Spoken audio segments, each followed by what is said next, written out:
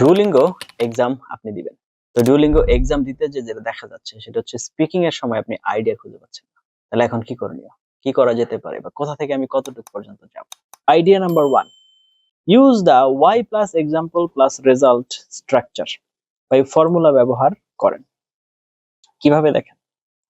This is one of the easiest way to extend your answer naturally. তার মানে আপনার answer বড় করার সবচেয়ে সহজতম উপায় হচ্ছে এটা। Idea number 2, how to develop answers. Use personal experiences. The test sounds more natural when you include. যখন আপনি কথা বলবেন, এখানে যখন আপনি আমি অনেক ভালো ছিলাম না বলে, আমি যখন প্রাইমারি স্কুলে ছিলাম, আমার প্রাইমারি স্কুলের নাম ছিল অমুক, তখন আমি অনেক ভালো ছিলাম, এটা অনেক বেশি রেলেভেন্ট এবং রিলায়েবল মনে হয়।